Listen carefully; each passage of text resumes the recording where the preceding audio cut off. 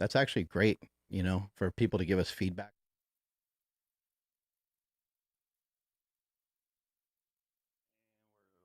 Live now. Oh my God. What? What's going on? We're back in town. We're back. Mhm. The boys together. are back in town. Isn't I that a had song? It's a great song. I had some Eat Right You shipped did? out to me when I That's was in ballin'. when I was in New Jersey. Jersey Yeah, it Shore. worked out good. Gym Tan Laundry. Trying to stay in shape, you know, while I'm away.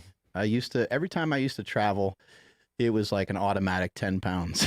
Because I was just like, I'm just going to enjoy myself and do whatever. And when I'm left to do whatever, it's not great. So some intermittent fasting, some eat right, and cooking up some steaks and stuff like that, staying on plan. But just having those foods in the freezer that are going to microwave in 3-4 minutes, Oh my God. it allowed me to talk myself out of like just eating a bunch of bullshit with whoever else was with my family members and stuff like that. The stress relief that you can have from just being able to have something right there where you can just warm it up, eat it right there. It's a blessing. And it makes everything just so much easier. Yeah, and it helps that the food is delicious. When I was at the Tahoe house, I had a bunch of Eat Right foods as well. It's just, you're right. It makes things easier and it takes all the excuses out. The choice is made for you. It's already cooked, and you know it's nutritious, and you know it's going to taste good.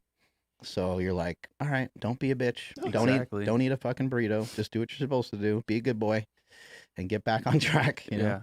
Yeah, because if you eat a burrito, you might get popped for That's true. banned substances.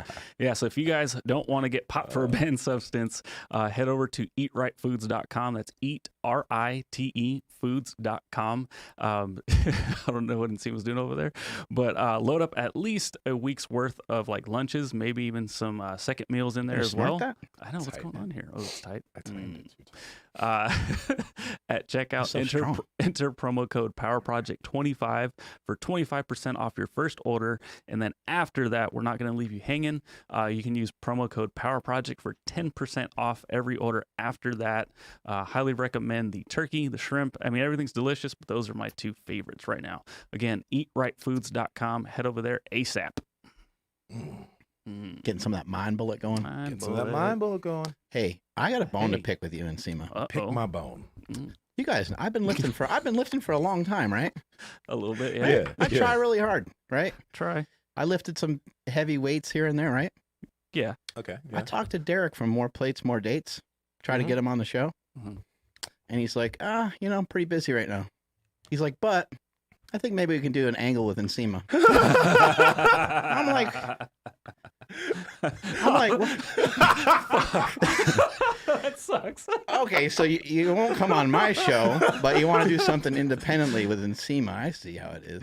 He's like, Hey, no. look, man, I'm not going to be jealous about it or anything. There's no reason. Yeah.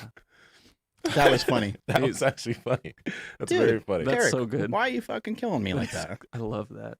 I love and hate that. That's Oh, so man. good. Way to go, Nsima. Dude, but watching a lot of his content, like, it's making me like think, man, what if I just got some Fedosia agrestis under this belt? You know what I mean? Remember we talked about that? Andrew Huberman was on Rogan and he was talking about Fedosia agrestis, which is like this West African root that increases your testosterone or some crap like that. And then Is that what you've been on the whole time? This whole time. I don't know, but this is Is Nigeria, West Africa? But this is the interesting thing, guys. It's like all of these performance enhancers, right? It's like if there are things that apparently in other countries they've already been using, and it's already like it is performance enhancing, maybe we're kind of behind. And I wonder how fast like natural bodybuilding feds or whatever are going to be like, oh, this natural route can't take that, right? It's like, what's the limit here in terms of what is performance enhancing and what isn't? Because that shit's from the like that's a root. You could pick it and eat it, and you're like. I had a strength coach friend of ours when I missed a 500-pound bench. You guys remember? I was trying to hit a 500-pound bench at 220, and I came up shy. I think I hit like a 470 something, and then went for 500 and gave it a good run, but missed it. And then I came back a few months later and was able to get it. I did do it at a slightly higher body weight, but it was just a couple pounds more.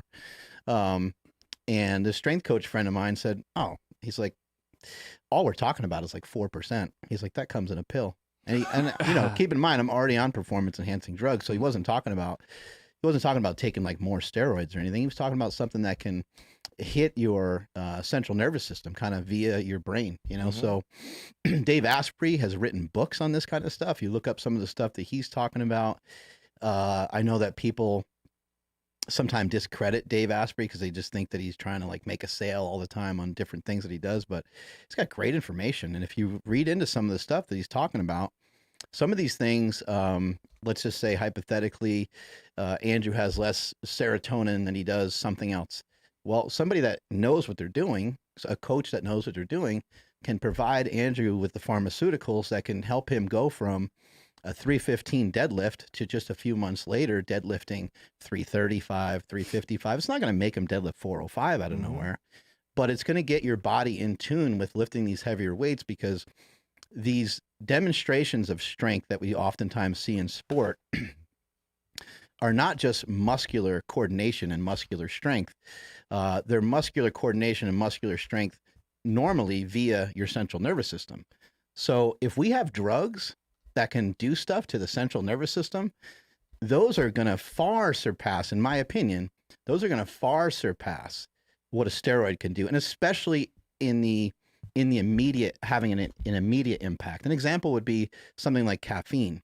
So you could shoot somebody with some testosterone before they work out. Quick question: isn't caffeine in high amounts, isn't that banned to some extent? I believe it's banned to some extent as well. Yeah. But if you were to take like caffeine and ephedrine, again, both things are banned. Those things will hype you up for a workout. Testosterone is something that would assist you obviously greatly over the course of time, but things that impact your central nervous system, they can impact you right then and there. So if you took something before a jiu-jitsu tournament, I don't even remember half the names of some of these things. You got to like look a lot of these things up, but they're basically pharmaceutical nootropics. You know, nootropics, like, do they work? It's like kind of like, I don't know how good they work. I don't know what kind of dosages you need of these things, but the pharmaceutical versions of these things, they fucking work, and they can assist you in being faster. They can assist you in just even being in a better mood. Think about being in a good mood. Think about it's game day and you're nervous as fuck, and all you can think about is your opening squat. Well, if all you can think about is your opening squat, how well are you going to do on your third attempt? I mean, you're crippled by thinking, oh man, I don't know if I have my knee wraps right. I don't know if my shoes are right. My training was a little off. I mean, shit, man, if you have something that's got you a little hyped up and everything seems more positive rather than negative, you're feeling the beat of the song that's playing when you're going out to lift, you're hearing the crowd, like everything is just enhanced a little bit. It's like, what is that going to do for you? Absolutely. It's like when you think about the Sha'Carri Richardson situation where she was banned from the Olympics for having marijuana in her system. Some people are like, yeah, marijuana doesn't matter, but in a sense that can help performance to some extent if it can calm an individual down, especially an individual that maybe has high amounts of anxiety, and it can get them in that headspace where they can now go do what they got to do. That is performance enhancing. I'm not saying she should have got banned, but I can see it, right? I can see how it's weird. But you know, one thing I was thinking about when you were mentioning things that can just enhance your mood, right? Kratom, right? So before podcasts, I'll use a little bit sometimes, and my mood is better, conversation's better, but I also use it sometimes before jujitsu. And again, when my mood is better and I feel like I'm able to get into a better flow, my jujitsu's better, right? This is performance enhancing, straight up. If I take this before a tournament, which I've done before, it is performance enhancing. So it's like, where is that line? You know, because some athletes can get so much more out of these little things than other athletes can. So it's kind of crazy. Kratom, I think, is like a advantage for me in business. You know, it helps me with creativity. I think we have to maybe define what we consider to be performance enhancing and why are some of these drugs illegal in the first place. I think it's easy for people to kind of point out, people kind of tend to point out the fact that like we don't want our kids to do it. Well, I mean, how many of us are guilty of drinking in front of our children all the time, and not only drinking, but getting drunk in front of our children? Getting drunk, like drunk, like knocking over, you know, dishes and breaking shit and like becoming a different person right in front of your kid, getting a little sloppy. That's not great for your passing out on the couch. That shit ain't good for your kid to see, you know? And so I think we have to kind of define, like, what are the reasons? My point there being is that I think that people kind of pick and choose what they feel is morally right and morally wrong, and they do so a lot of times out of convenience. That's wrong. I don't like what that athlete's doing right there.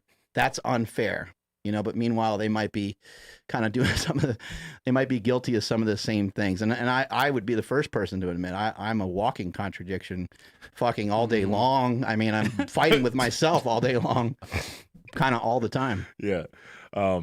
No, it's just the way you phrased that was kind of funny. Fucking all day long. Fucking all day. Pause. Like, way to go, Mark. But you remember Michael Phelps, like when there was that big scandal because he smoked hella weed, and they're like, "Oh, Michael Phelps smokes weed," and like they Take a big old bong rip. yeah, like legit the media, like he was kind of shadow banned by the media for a minute. Like he wasn't on cereal boxes for a bit because he smoked weed. I think we need to just back everything up a bit, you know, and kind of think, why are we putting anybody on a pedestal? Like, what is that for? Like, why do we do that? Why do we think that Simone Biles is going to be like just that much different than every other person on the planet? Like, she's not going to be a normal person. You know, when she was young, like just watching some of the movie, I don't know what's true and what's not true, but you know, she had to make a lot of sacrifices to go towards her goals, which everybody can say, well, yeah, everyone's got to do that. But she didn't have a normal childhood because she was an amazing athlete. She was a gifted athlete. So she had to put a lot of time and effort into that. I would imagine part of her anxiety issue, if she does have an anxiety issue, whatever the issue that she has in particular, I'd imagine a lot of that's caused by gymnastics, about the weight that you have to be. Oh, man. She couldn't really have a boyfriend. She just wanted to be, at least again from this movie that I saw, which I have no idea what's true or what's not true. It seemed like she really wanted to kind of ride the line between being like a normal child and being the greatest of all time in gymnastics. And at least from the perspective of the people around her, they were like, can't really have it both ways. You got to go this way. And so she did. Did the movie talk at all about Larry Nassar?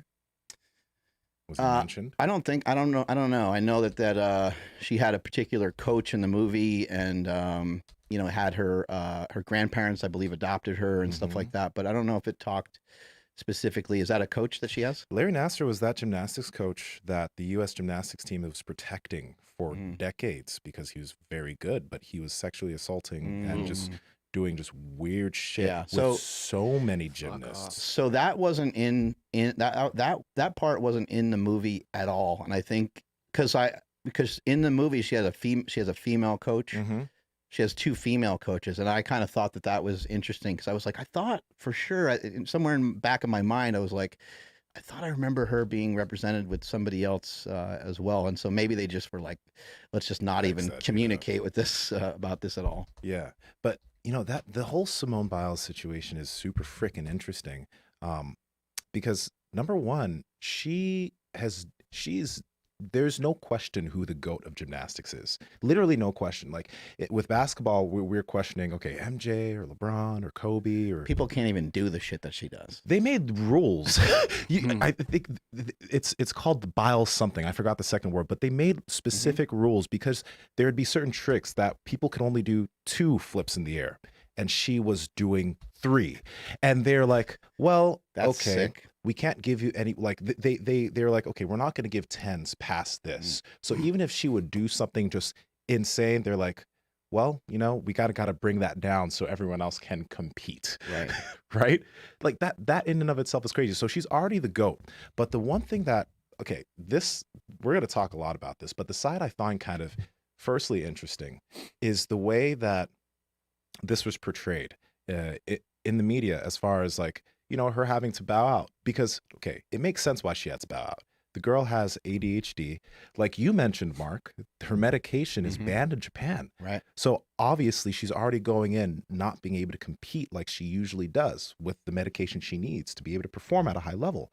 And then she says she has the twisties. So the twisties are when you're in the air, and you don't have proprioception. So she literally couldn't tell what her body was doing in the air, which is why she fumbled, and which is why she's like, okay, I can't do this. Imagine that. Imagine trying to do multiple flips in the air and you can no longer tell what your body's doing. That's just unsafe. What if she hits her neck? What if, like, we all want her to compete, But at the end of the day, nobody really cares about the athlete after they get injured. No. You think about that, right? Like No. Kevin Durant, Mhm. when he his Achilles thing, right? That happened because he was like, I'm gonna try to play for Golden State, and then he tore his Achilles, and nobody cared for that year about Kevin Durant. So we don't even care about these athletes afterwards. But the thing that's interesting, and there's two sides to this.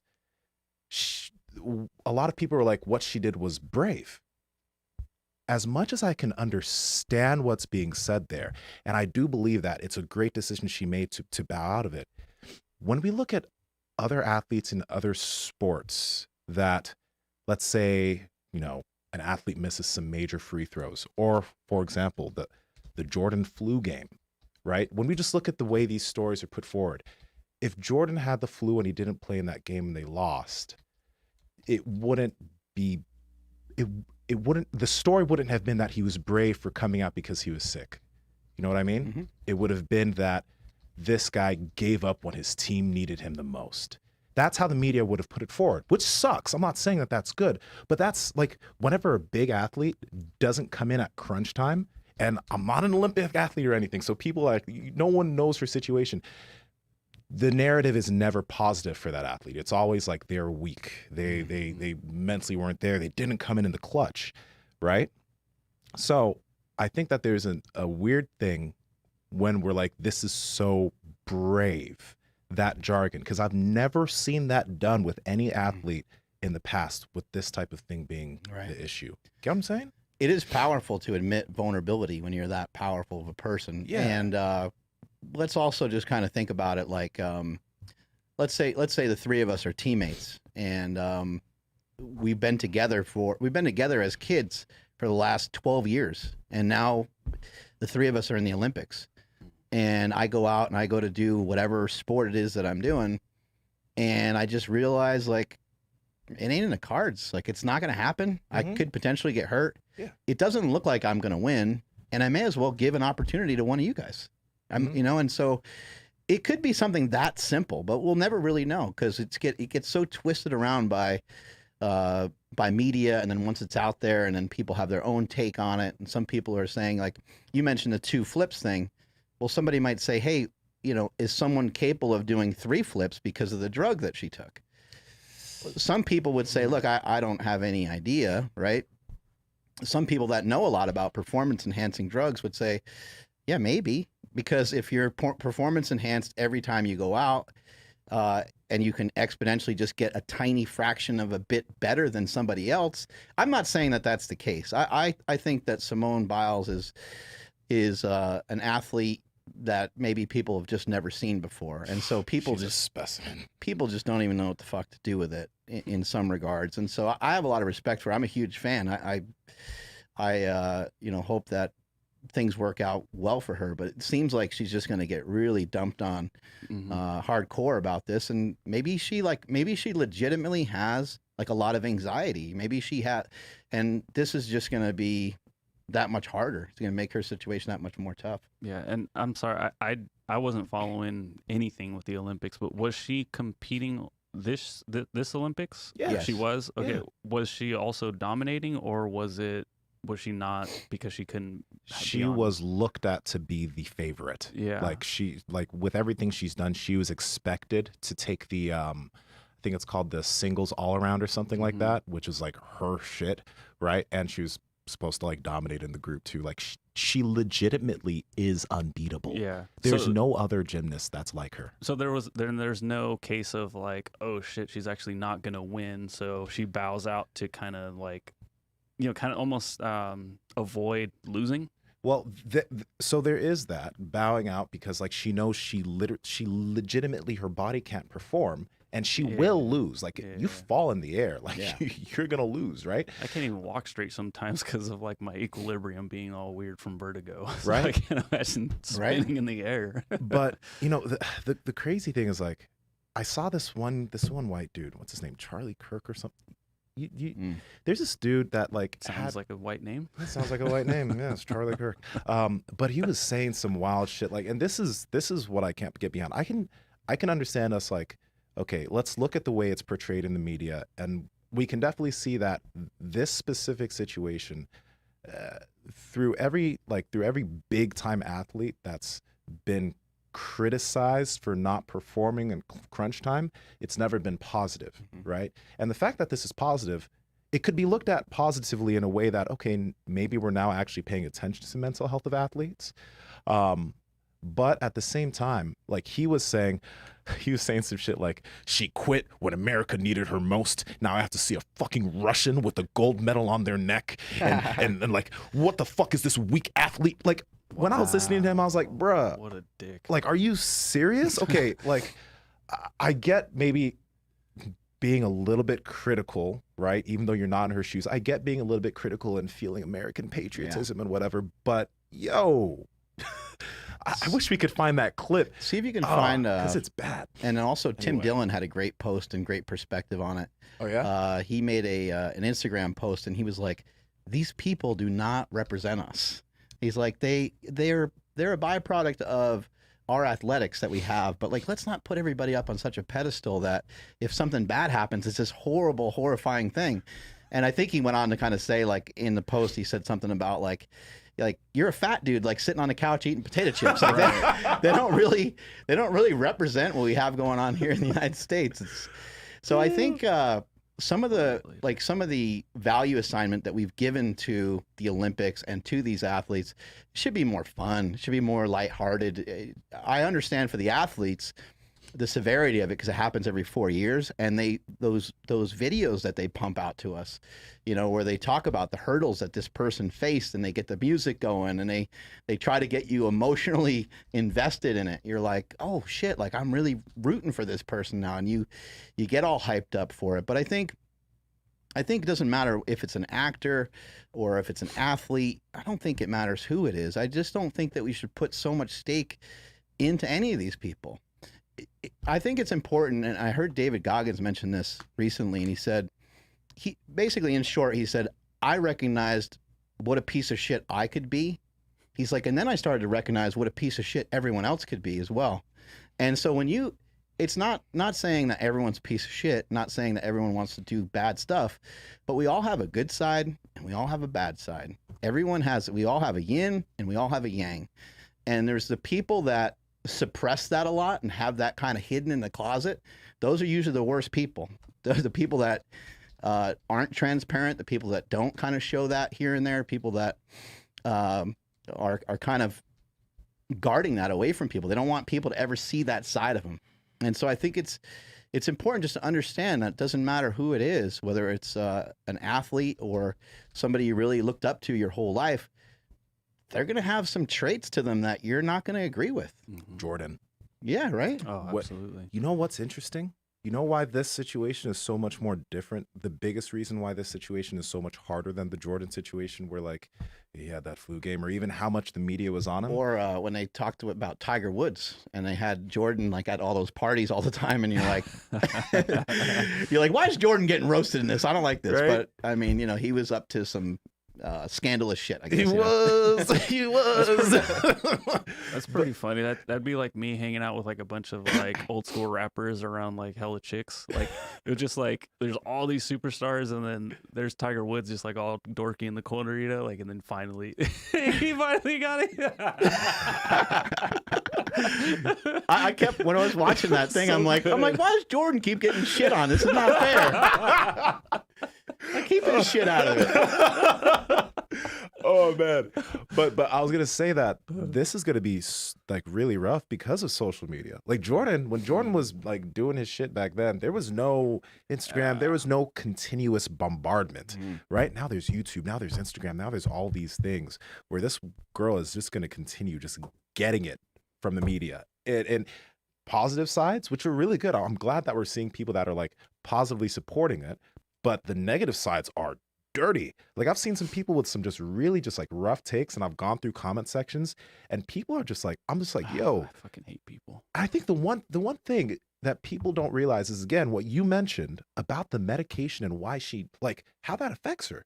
Like one thing is that ADHD medication, for I wonder if it puts her even that's with the everybody thing. else, or if it puts her way above. Because a friend that I was talking to that has ADHD was mentioning this to me. She was saying how like something like Ritalin or Adderall or whatever for someone like people like us, like we don't have ADHD, it doesn't do the same thing as someone who does, right? So it brings her to a place where probably she's pretty like she can now focus, like she can now do everything the way she needs to do it.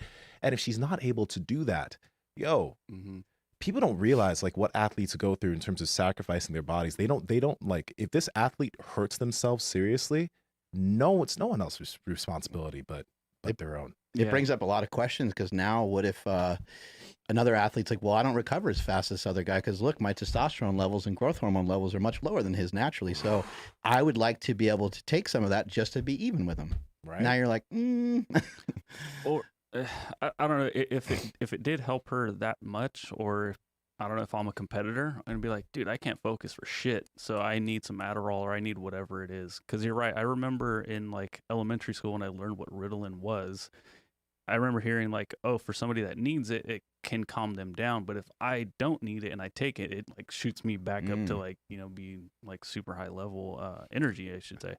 But kind of what you were saying though, Nsima, about like her when she bowed out and the different views about some positive, some negative, it reminds me a lot of a couple of years back when a bunch of NFL players started retiring early. The name slipped my mind. Barry Sanders. That was a big one. He left at 30. He was like, I'm out. People were like, no, you can't leave. Yeah, that one hurt me, and I'm not even Barry Sanders fan, of course. But the linebacker for the Niners, fuck is his name? Monster. Oh, Jesus Christ. Yeah, we'll think of it. It'll hit me. Yeah. But when he retired early, I'm like, dude, what are you doing? Like, we're like going on another Super Bowl run. Like, you're going to quit now? People pooping on him? Yeah, there was a lot of people that did. And then, of course, the other side of it, which was the positive side of like, well, hey, he's made enough money. He's putting his health first. I mean, shit, would any of us do it differently? Like, I don't think so. So it just reminds me of that. Eventually it will blow over, but it's weird about the positives and negatives that people, especially social media these days, fucking. What do you guys think about like the fairness of it? Like, do you think it's fair for somebody who has a particular issue to be on, like, we're in a time where everything's like really inclusive, right? So you would say, okay, well, that person has a mental, and I'm putting it in quotes just because it's so hard to even tell what someone's mental issue it might be. It's hard to really get a real diagnosis. It's not like someone's knee is it's not like their meniscus is torn, which you could evaluate very easily. This is something quite different. So, what do you think? Like, somebody needs medication. Are they eligible to be in something like the Olympics? That's a really tough one, man, because it's like that there's a line there. Now, obviously the committee is going to make the rules, but the way that the athletes are going to look at it is like this. It's like, oh, okay, well, I'm an athlete. I'm produce a lot of testosterone, blah, blah, blah. I have this, but then this person, they can take this medication so that they can try to be even with me. So why don't I take that medication so I can get even farther?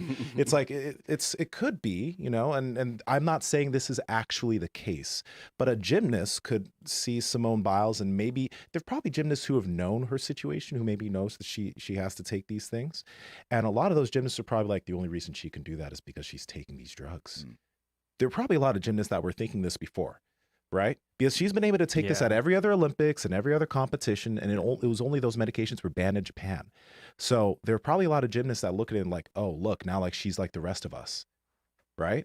So that's a tough one. Yeah, almost like really she's without her spinach, like Popeye or something. Without her spinach. Yeah, right. I think kind of what you've said in the past, Mark. Like we're not supposed to have the same advantages. We are supposed to, like me and Nsima, like I could take whatever. Anything under the sun, and if we go do jujitsu, he's gonna kick my ass. Flip it around, and I don't know, like make me edit a podcast episode, and it'll take me 72 hours. Correct. Yeah, so like there's gonna be some disadvantages here and there, and that's just kind of the way it's supposed to be. But it does get weird when, like Brian right now in the live chat was just like, I'm down for anybody can take whatever they want as long as it's not in combat sports, and I have to agree with that. Boudreaux? Yeah, What's of course. Yeah. Yeah, that's a interesting thing because it could change the landscape of many different sports. Yeah, I find it also interesting that it's illegal in Japan, and just even like, I mean, it's a whole separate topic, but the government trying to protect you from certain drugs and certain things. I think in the case of Japan, I think they have made it illegal because there's fear that people will be like abusing the shit out of it, which is interesting of it in and of itself. I personally think that drugs should be decriminalized. I think the route that Oregon has gone, I think, is a smart way to go. I'm sure that comes with its fair share of issues and problems. There's no safe way out of really anything. But the fact that it's illegal there, but you can use it in the Olympics is kind of weird. That raises just even more questions. Like, how is it possible that it's not banned in the Olympics already? Like, that seems interesting to me.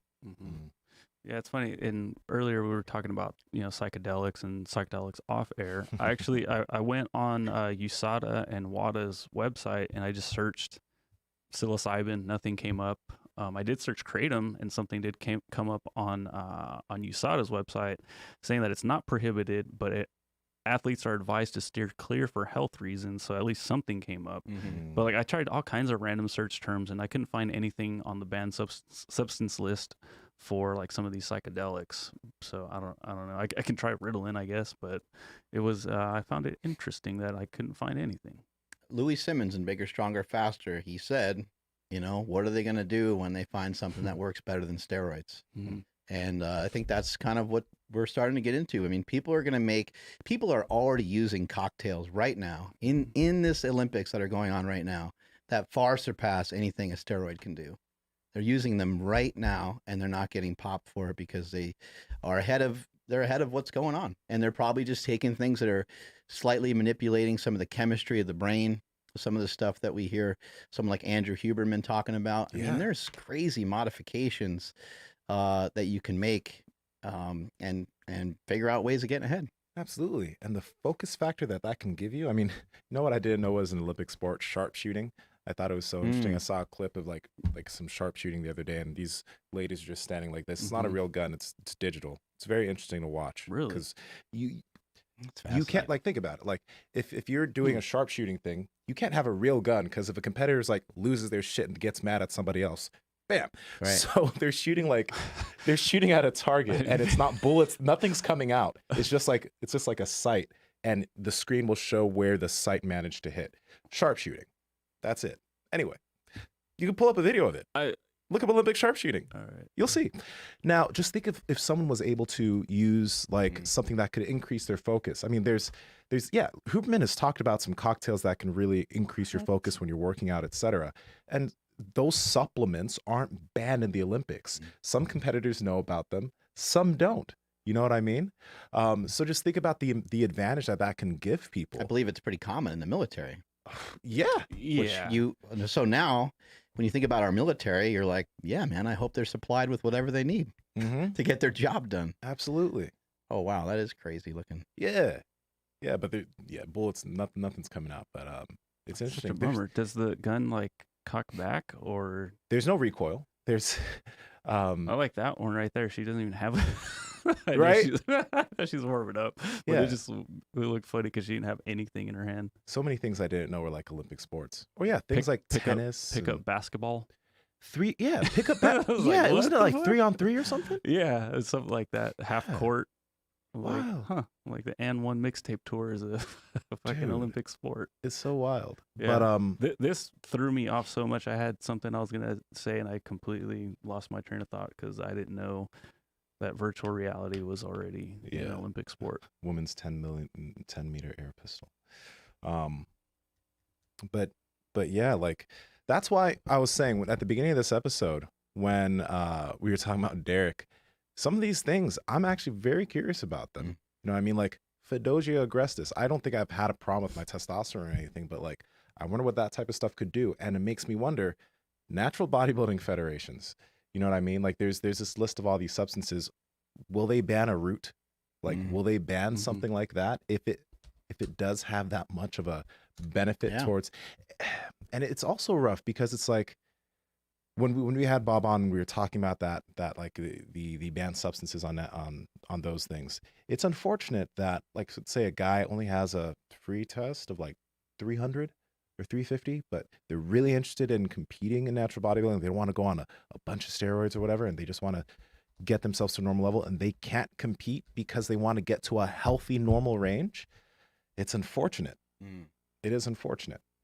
You know, I think some of the reasons why some of these substances might be banned would be potentially the safety of the athlete, of course, and then I guess like just trying to keep things fair, like a fairness level, right? Like,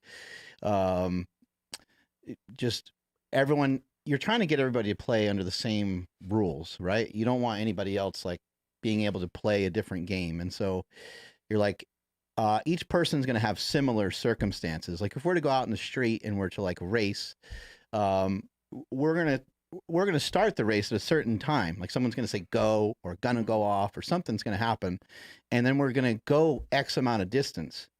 And if I go before the gun goes off, or if I go before someone says go, then I cheated. I stepped out ahead of everybody else, right? You're trying to, I think, set up a similar set of circumstances, but I think, or I know that the circumstances are never similar. They're way off base. I mean, Simone Biles got adopted by her grandparents, and when there was a riff at the facility that she was at, where she was getting coached, her grandparents bought a gym and built a gym for her. Like, who else has access to that? You know, good on her grandparents for kicking ass in life, right? Wow. And I think they invested in some real estate, but that's not usually who else had similar circumstances? What about the kid that had always had shitty coaches, or didn't have the right equipment? You know, they talk about like Bo Jackson. He didn't have half the equipment that was necessary to do like the decathlon. And the first time he pole vaulted, he kicked everyone's ass because because he's Bo Jackson. He just fucking figured it out. So there's always unfair advantages. You know, people are taller, people are a little bit stronger, people start out a little bit further ahead. I don't really know what's right to do. I don't think it sounds right to just say, oh, you could take just do whatever you want. My main reason for that is people they might just like load up and do real crazy wild stuff, and then you end up in a position of bodybuilding and powerlifting. Yeah. You know, I would, if I would have done my whole powerlifting career naturally, I would still probably be powerlifting. But because I did it the way that I did it, I don't want to pay the same price. I don't want to, the risk on my health to be 300 pounds and be that big, and to do, I mean, I guess naturally, I guess I would have to be bigger anyway, maybe just in accordance to like my height, to get the strength that I would be looking for. But I hear people sometimes talk about like wanting to come back into bodybuilding or wanting to come back into powerlifting, and they're like, I'm not going to mess with it because I don't want to have to get on all that shit again. Because you can't, once you have kind of gone that route, you already played that card, and now you're just doing something different. So, I mean, I don't know how far people would take it. I mean, there's only so much shit you can eject. I know firsthand. There's only so much you can take and so much you can do, but people would die. Yeah. I mean, people are dying anyway, but people would die because of like EPO and things like that. And you'd have to, so now it's like, okay, well, let's just say, everyone gets to get on whatever they want, but then they get with a company like Merrick who can guide them through it and talk them through it. And it's like, quote unquote, safe, but like, who's to determine what's safe? And, will people cheat that system and try to figure out how to have their testosterone levels not show up as high when they get, I mean, it just causes a whole nother mess, right? No matter what, there's going to be cats that will look for, I mean, whenever you do anything, even in your training, you're looking for a training advantage, right? You're looking for the littlest things that can make the biggest difference for you. Supplementation, I mean, etc. Everyone's always looking for something that can give them a little edge, especially when it comes to competition. So in jiu-jitsu, there's sometimes like little cheap things people will do in a match just to kind of hang in there and hang on and win, right? Yeah, especially with Not necessarily outside the rules, but it's just kind of like, it's kind of cheap, right? Yeah, like for example, if you're on top of somebody, let's say that they're in a bottom position, sometimes the ref will call or they'll make you guys stand up if it seems that no one's doing anything. So some guys will just act like they're doing stuff or act like they're struggling a little bit. So they'll be like, "Ooh, busy work." ooh." So the ref won't make them move. So yeah, there's a lot of cheap things that go on. Doing a flop like Vlade Divac. The king. Absolutely. Literally Absolutely. the Sacramento king. But you did mention Merrick real quick. So we got to mention, guys, if you have never gotten your blood work done, you are like, you're leaving too much under the table because you don't know what's going on inside your body with your levels, with your cholesterol, with all of these different things. That's why we have the Power Project panel and we've partnered with Merrick, Derek from More Plates, More Dates. And pretty much all you have to do is you go to their website, you get the panel done. It's very easy. They send you to a clinic and they will have a doctor go over everything with you and tell you the things that you need to do, whether it does come to getting HRT or supplementation to fix whatever issues you may have. And it's customized. A lot of clinics just give everybody the same exact thing, but they customize it based off of where you are and what you need. Yeah, I got my blood work done recently. I have an appointment on Tuesday to talk to one of their doctors. I'm excited for that, to kind of hear what they have to say. Looked like everything checked out really well, so I'm pretty pumped about that. My wife got her blood work done, and like, you can't find a healthier person on the planet. Nice. I don't know what the hell she's doing. It must be all the wine she's drinking. Maybe it's preserving the body. I'm not sure. But something's working over there. So wine. It's amazing. I'm going to get my mom on it. I want to get my mom, everything checked with her. It's huge. Yeah. Yeah, why not? I know, absolutely. And then they also even do like hair loss treatment, stuff like that. I'm just like, oh my gosh, like they cover everything, all the ins and outs. Can they save me? I don't think so. Yeah, but well, maybe they can. We also have heard from, female athletes that have had their metabolism and their bodies just kind of messed up from trying to like over diet and trying to be skinny. And we know some guy athletes too that have competed before that have done something similar. So why not get everything checked out? Just see what's going on, and then you can make a better judgment call about your nutrition, about your supplementation, and you'll do it with the guidance of Merrick. So give it a shot. Absolutely. Head over to merrickhealth.com. That's MAREK health.com/power project. You guys will see the Power Project panel that Nsima was just referencing. A lot of times when you want to get your labs done, you don't know exactly what to get or where to go. Well, we took all the guesswork out of it. On top of that, this package includes a one-on-one consultation with the doctor, as well as a written report about what the panel is, like what the hormone actually does in your body, where it should be and where you are, and what you should probably do to help balance that out if it is unbalanced. Again, merrickhealth.com/power project. You'll see the Power Project panel. Put that in your cart, and at checkout, enter promo code Power Project for $101 off. Links to them down in the description, as well as the podcast show notes. Mark, I did want to hit back on this. What you had said. You said if it wasn't for PEDs, you would still be doing powerlifting, or I guess to what extent you can explain. I think this is a really cool topic because I know what you're getting at as far as like, hey, like open up the floodgates. Everybody can do whatever you want at your own risk. But it seems like a lot of these Olympic sports, just in general, like if you're going that hard, it's not healthy anyways. Right. And there are, like you said, people are dying. I don't know if it's fair to say that if we did open up the floodgates that more people would die. My argument is if it's more open, whether it be like the EPO thing you said, we would have protocols for making sure that you don't do this. And this is a little silly to say, but like, hey, if you are in a non-drug whatever drug tested federation, and if you are on EPO, you must get rid of like this amount of blood per like whatever cycle, right. To keep your so you don't die. So keep your hematocrit at a decent level. I think maybe it could lead to stuff like that. I know this is kind of like a a pipe dream or needle dream, syringe dream at this point. But I just think maybe it would shine some light on some stuff and help people do it safer. I don't know how dangerous. I don't know if anyone really knows how dangerous these drugs are. I think we'll find out more and more. They just haven't been around that long. People utilizing PEDs and stuff like that. It's been going on for a bit, and we've seen bodybuilders die, powerlifters die, strongman athletes die. It's hard to directly equate it to the drugs, but I'm sure they're not helpful.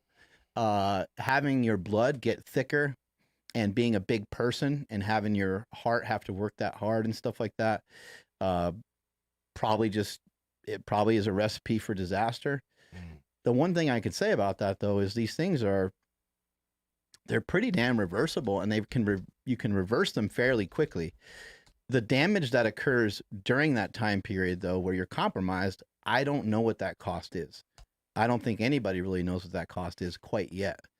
The more that we learn about that, the better off we can be to kind of help protect people, because more and more people are using performance-enhancing drugs, even just for physique, just to look better, to feel better, things like that. But my comment about powerlifting is that it just wouldn't be the same if I wasn't chasing after some of those bigger numbers. Maybe my mind will change, when I'm 50 or something. Maybe I'll just be like, well, it's just totally different now, and I should maybe get back on the platform anyway. So I don't really know. But for now, it just seems like the only way I know how to do it was the way that I did it.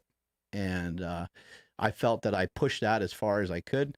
That's why, in training, it feels really good for me to train now, but there's some positive and negatives to it. Like I don't really care that much about, I literally don't care about the weight that I lift that often. Here and there, I get a little excited about pushing something a little heavier. But if someone's lifting with me, I don't care if they're lifting more than me and things like that. It's because it's I feel like I already did that, and there's a lot of video, and there's a lot of, you can kind of see all that. I pushed that as far as I thought that I could. And I thought that I did that as well as I could. So now I just moved on to doing something else. Also, back to what you were mentioning earlier, when you mentioned, why some of these things are banned.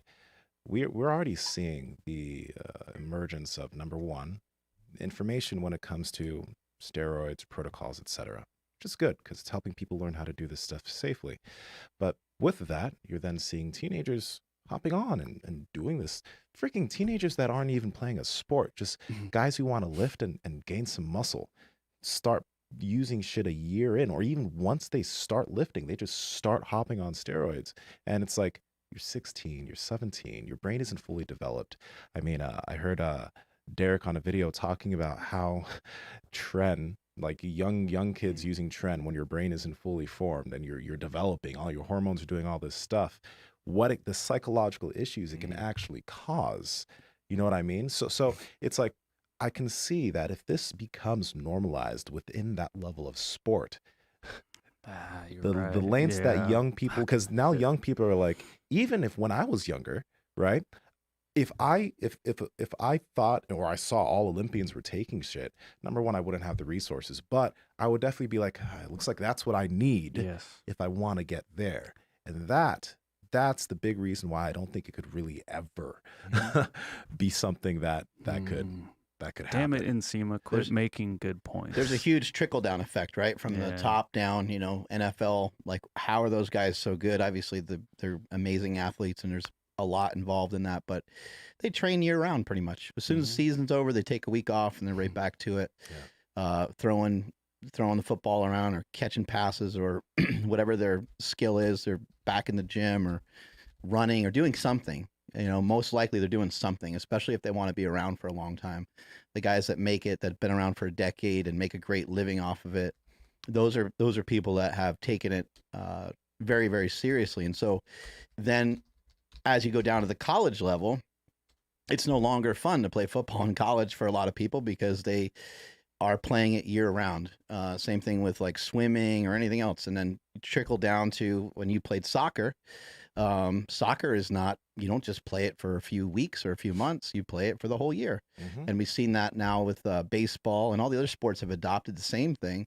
Even though there's rules in different states about different things, people find different ways around it, and they kind of cheat in a way. You're not supposed to be playing year round. They don't want children to be playing year round. They don't Really? want them to focus in, right? Well, the school doesn't want you to Oh, the school. necessarily. Yeah. So then they form clubs and they Mhm. find a way outside the lines, and you have these young people, compromising themselves because they think they're going to be a college athlete, or they think they're going to be pro. So there's a huge kind of trickle down effect that happens. And I agree with your point there about, younger and younger people getting on stuff.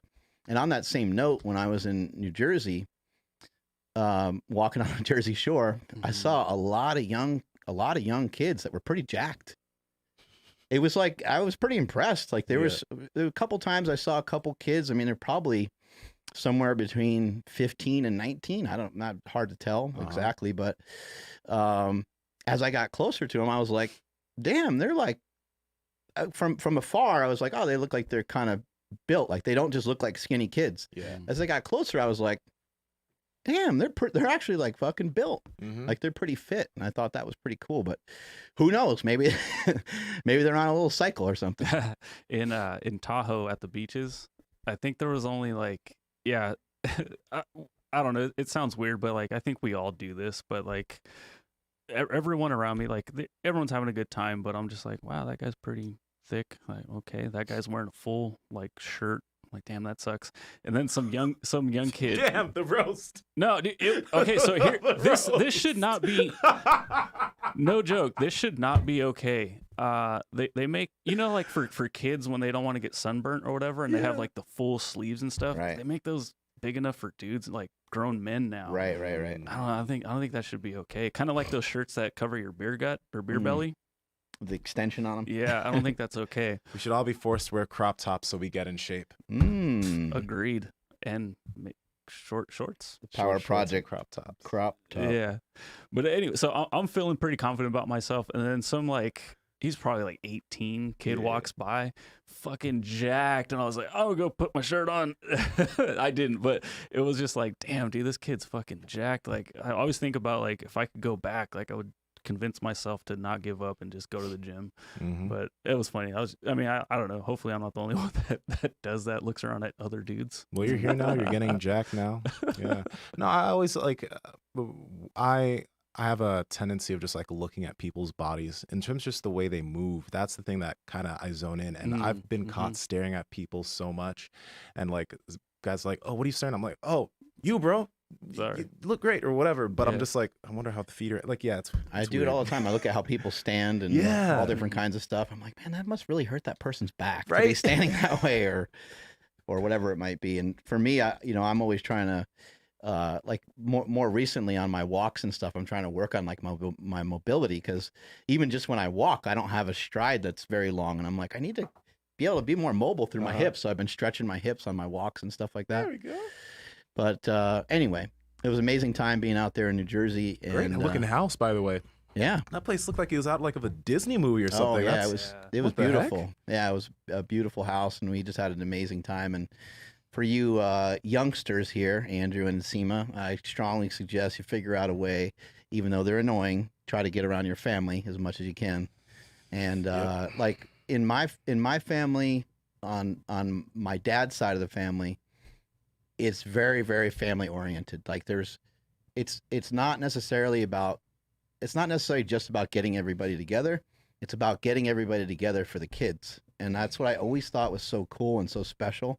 And when I moved out here to California and did stuff with Andy's family, they get together and stuff like that too. But there's just really, they're not as honed in on a focus of like, let's go do this and let's all go do this together. Even though some stuff is like boring and it might kind of suck, let's just all go do it, because some fun shit will happen from it. And so my kids really like it a lot, and my kids don't even really like the beach, but they just love seeing like their cousins and stuff like that. So we had an amazing time. Awesome. That's sick. And I got to get better at doing the extended family stuff. Yeah. Like our circle is really tight. We're good. But, my cousin that listens to this show, he invites us almost every summer to like this big, it's always last minute, and it's like, oh, we don't have enough space, but you guys should totally come. And it's like, all right, man, I got to get out there more. It's transformative in a lot of ways. Like when I talk to like one of my uncles and I talk to one of my aunts and I talk to somebody else, I'm like, oh, okay, that's where a lot of my mentality has come from. Now it all makes sense. I'm like, That's oh, cool. okay. I'm like, I get it. Like the entire family is either a teacher or a coach. So here I am, preaching the gospel of nutrition and training, as much as I possibly can and sharing information. And it's like each one of my family members is always talking about doing less. They're like, yeah, I've been thinking about, and that they're never going to do it. I'm like, I'm talking like that all the time too, but I'm a fucking crazy person. I'm not going to slow down. So it's really interesting to kind of find these people that I don't spend any time with anymore. I haven't in years. And they're like, very, very similar to me. And I'm like, this is so weird. This is so strange. Anyway, Andrew, you want to take us on out of here? Yeah, absolutely. EatRightFoods.com and MmmmmK.com/Power Project. Links to them down in the description below. Thank you to both of them for sponsoring today's episode. And thank you to you guys that have been clicking those links and utilizing some of these awesome benefits that we've been able to bring to you and some amazing, whether it be food or these awesome services. We're not going to bring you something that sucks. I did read a comment the other day. It was an old clip that we did about like which supplements work and which don't. And somebody's like, I'm not going to believe anything that a podcast says that's sponsored by a supplement company. It's like, well, okay, that makes sense. But on the other side of it is like, this is shit that we just use every single day. So we're not going to just do something because it makes money. All right. Just want to lay that out there. Please follow the podcast at Mark Biles Power Project on Instagram, at MB Power Project on TikTok and Twitter. And make sure you guys subscribe to the newsletter. We got some new fire coming out very, very soon. I promise. I've been lagging on it, but it's coming. My Instagram and Twitter is at I am Andrew Z. And Nsima, where are you at? Guys, head to iTunes and rate and review us. And also make sure to subscribe on YouTube. But I want to read this great review. It's the one I sent you? Yes. Yeah. I have a vagina and love this show. I listen to 90% of their podcasts because they relate to my goals, even though I'm a woman. Very informative. I've tried some of their sponsors' stuff, and it's legit too. Hell yeah. So, ladies, thank you. Thank you. All right, leave us some reviews, peeps. At Nsima Inyang on Instagram and YouTube, and Nsima Inyang on TikTok and Twitter, Mark. She has a vagina? She has a vagina. Oh my Wow, gosh. that's great information. Yes. Yes, it is. Thank you. I'm at Mark Smelly Bells. Strength is never weakness. Weakness never strength. Catch you guys later. Bye.